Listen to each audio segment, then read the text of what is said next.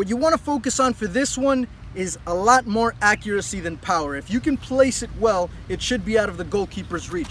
So when you strike through the ball, you can lean back just a little bit in order to give the ball a little bit of lift. And when your foot hits the ball, you want to kind of follow through off to the side of the ball instead of directly behind it.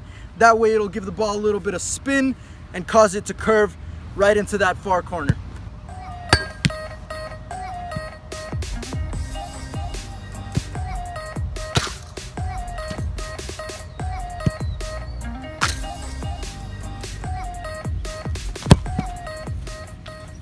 So for this type of shot, guys, I'm using a combination of the inside of my foot and my laces just a little bit.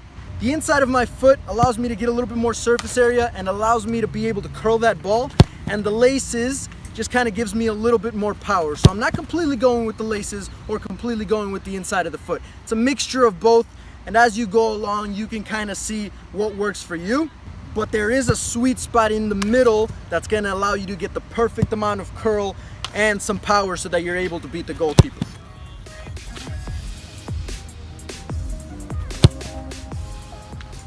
I'm usually aiming a little bit past the far post. That way, if I hit it right, the ball should curl and kind of come back in and go pretty close to side netting by the post. So I'm actually aiming a little bit off of the goal instead of at the goal, just because I know it's supposed to curl and it's supposed to come back in. People ask me this all the time, is what can I do to make my weak foot better or just as good as my strong foot?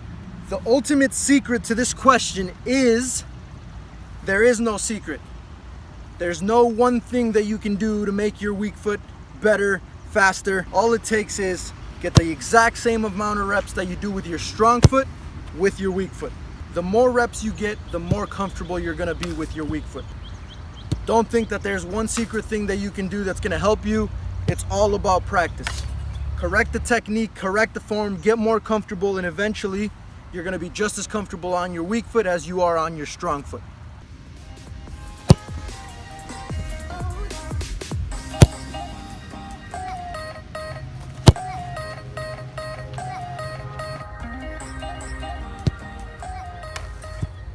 So I don't know if you guys can tell, but I'm not as comfortable on my left foot as I am on my right. So what I'm doing is I'm taking away a little bit of power, not hitting it as hard, just so I can focus on the correct technique. As I start getting better and as I start feeling a little bit more comfortable, then I can put a little bit more power behind the ball.